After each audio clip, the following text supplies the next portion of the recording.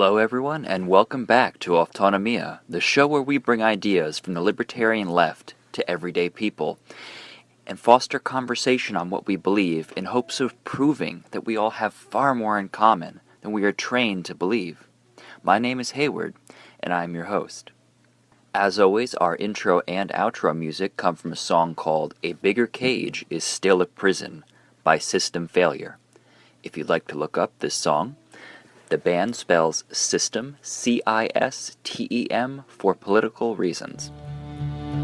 There's nothing I want more than to sleep under the night sky, hear the animals as they go about their lives, feel the fire warm my body, feel the mud under my toes, but tonight this cell keeps me enclosed.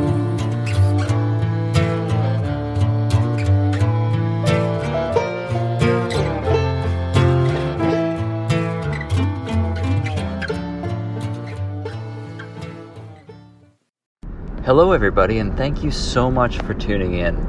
I have yet another episode today to throw on the burning pile of backlogged episodes that I still just haven't got around to processing, producing, and throwing up on the internet for your consumption.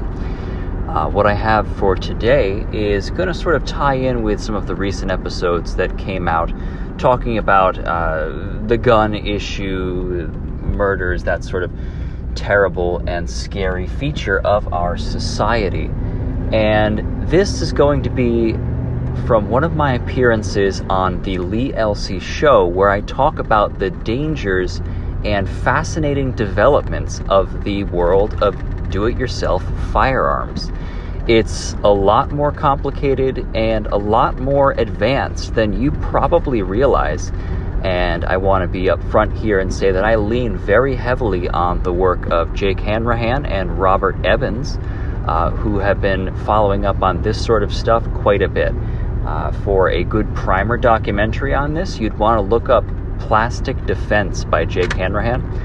You can follow them on Twitter at, I think it's Hanrahan Jake on his account, but just look up Jake Hanrahan, you'll find it, Hanrahan. And you can find Robert Evans at I Write OK. That's just the letters OK. So, without further ado, here is my discussion with Lee Elci on how 3D printed and do-it-yourself firearms are changing the game in a very significant way. Hope you enjoy it. Thank you so much. All right. So, Hayward is about to join us now. We've leaned on Hayward at times to talk about things in the Ukraine. He's actually been there, lived there, gave us some great insight on that.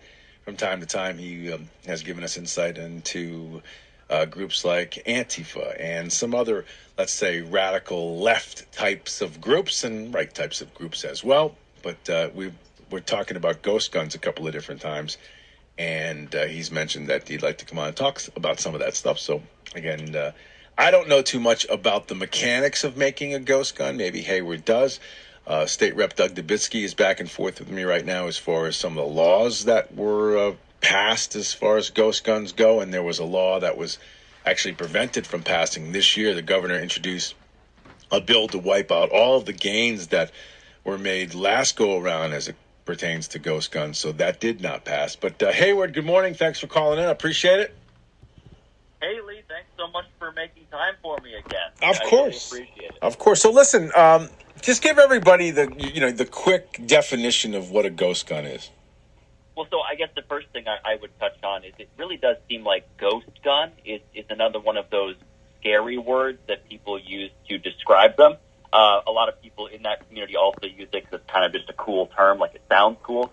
Other people prefer like DIY firearms or homemade firearms. There's a number of terms used, but because of the way our media works, ghost gun is sort of the catch-all term where everyone sort of immediately knows what you're talking about. And the two major things I was hoping to get into today is to discuss that DIY firearm community and the inevitable futility in trying to regulate it. Right. Now, I noticed you brought up laws at the very beginning there, but this is we're sort of in a Pandora's box situation where laws are going to start to be very hard to keep this genie in the bottle. Well, I would agree with that. I mean, if you have the technical capability to make your own weapon right now, you can do it. I mean, people have been doing that for centuries, correct? Well, absolutely. And so, homemade guns have been around as long as there have been guns. Right. But as they've gotten more complex, DIY guns have sort of trended down because it's gotten a little bit harder to make guns that keep up with the modern day capabilities.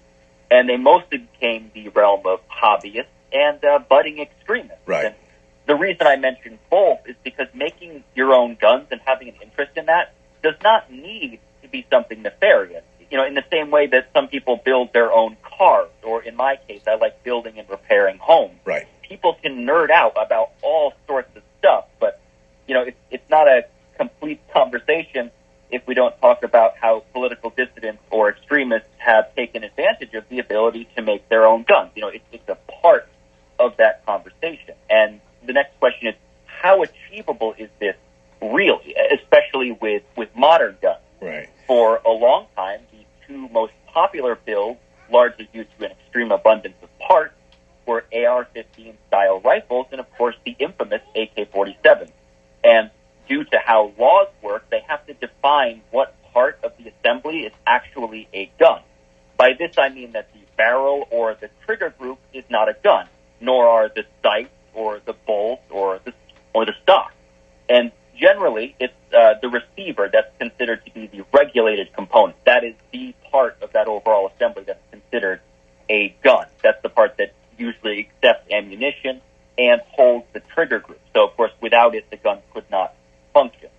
And to make this a little more complicated, the receiver has a point at which it is legally considered a receiver versus just a piece of metal that looks like a receiver. And generally, the accepted threshold for this is 80% complete before it has to be registered in order to be sold. So for the AR-15, that looks like most of the complex machining already done, and you just need to remove some aluminum from the middle, and then you can start building your unregulated, unregistered gun. For the AK-47, or more accurately, the AKM, you can buy the receiver either as a flat piece of metal with all of the appropriate holes drilled, or already bent into shape with no holes. And again, from there, you just buy the part and you can put it together. And it's important to note here that the first AK was built by a Soviet tank mechanic in a railway yard. Like, this stuff is achievable. But still, it's pretty niche. But then enters 3D printing. Right. And for a long time, people have been experimenting with 3D printed guns. The Liberator was an early version that was mostly a novelty. It was a single-shot pistol and not good for much, but, a way for hobbyists to have a little bit of fun. But it got the ball rolling. And since then, with the added benefit of secure internet communication, decentralized groups have been collaborating to explore and refine the frontier of 3D printed guns. And to give you an idea of how advanced this stuff has become, the Plastikov is a 3D printed AK with a lifespan of thousands of rounds. And gun people would know that the AK has a famously rough cycling mechanism. So to have a lifespan that long with something made out of plastic is absolutely remarkable. But things didn't stop there.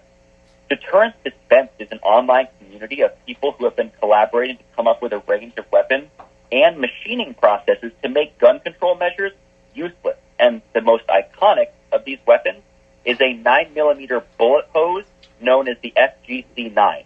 The name is an acronym, and the GC stands for gun control, so I'll let you guess what the F stands for. And Jake Hanrahan, who heads up Popular Front, it's an account I send a ton of stuff to you through on Instagram and Twitter, produced a documentary called Plastic Defense, where he goes very in-depth into the FGC-9. And things have gone beyond theoretical. They've gone into the practical here.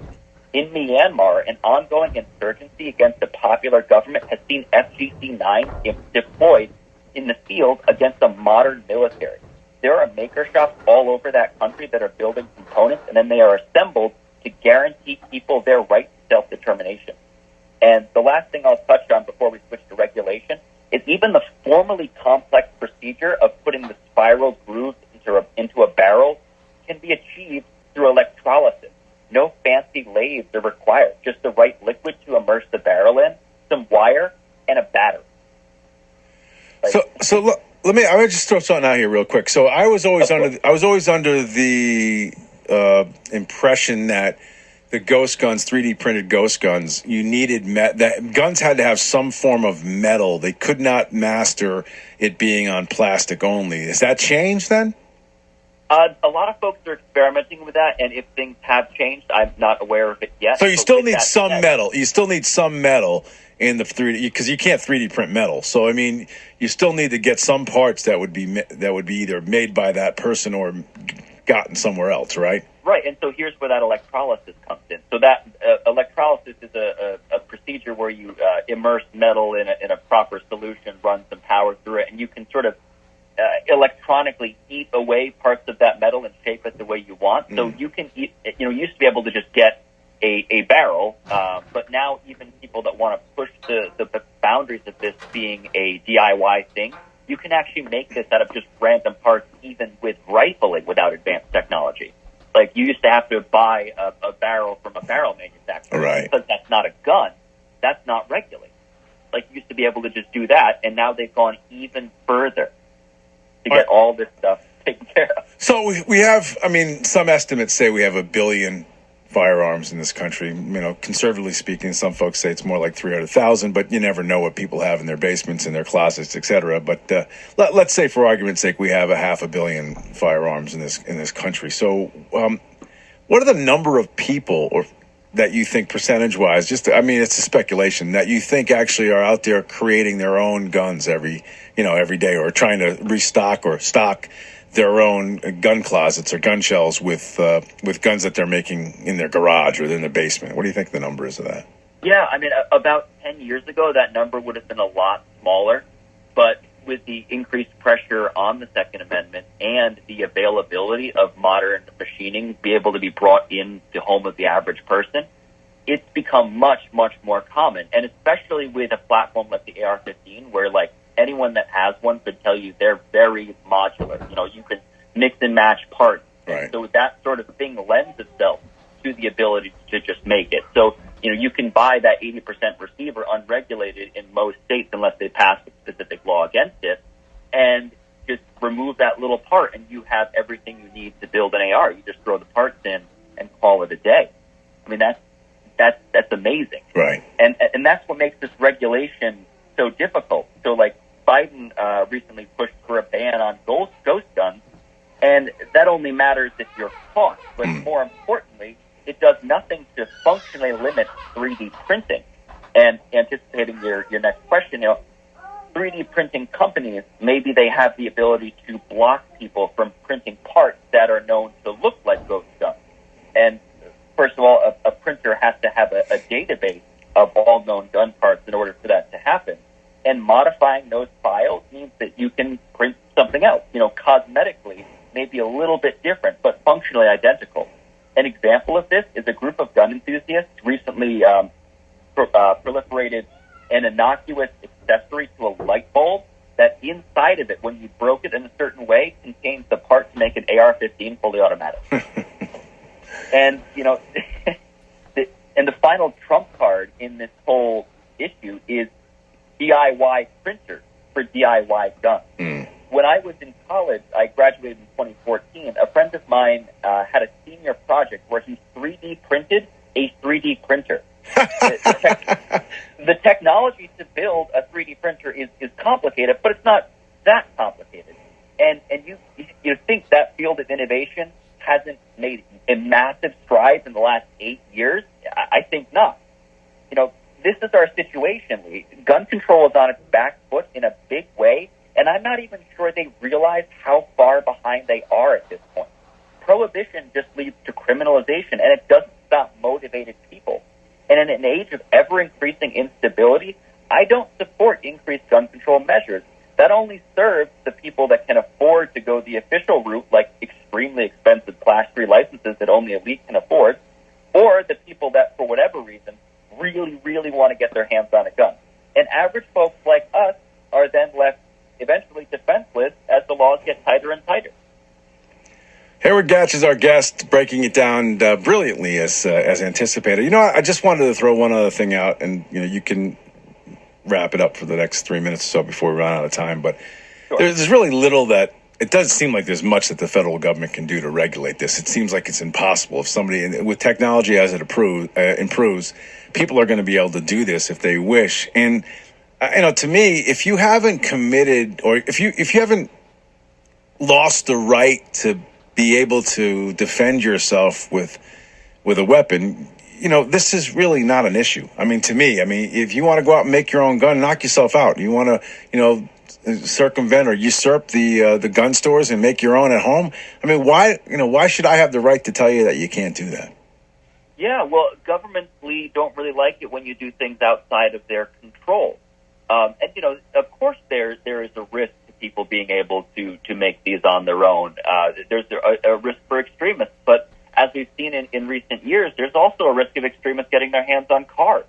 Like, right. How much do you want to take that approach to the point where you've already lost your freedoms by default? You know what I mean? No, 100%. Like, so that gets into sort of ethical and philosophical questions, and the right answer to that is going to depend on your own personal priorities. But for me, the right answer is extending state power is not my idea of the future that I want to live in. I want people to be as independent as they possibly can be and have the ability to enforce their right to self-determination. Hayward, good stuff, man. I appreciate it. Did we leave anything out? I think we're good, Lee. Okay, man. Good job, man. That was great. I appreciate that. And again, we'll talk real soon about some other stuff. We'll get you in here for the Patriot Show and some of that other stuff. But thanks for breaking that down for us. Sounds great. You got it, man. Have a good one. Hayward Gatch.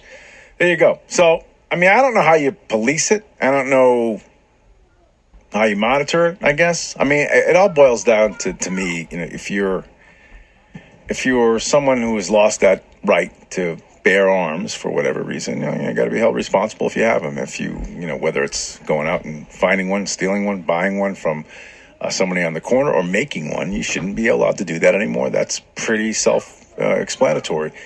As far as everything else, the whole idea of a list of people who own weapons is a scary thought as it is. Anyway. All right, listen, we got to take a break. We'll come back. I think maybe we'll have a minute or two when we return just to say bye. And we'll take it from there. Stick around. You're listening to 94.9 News Now and Stimulating Talk.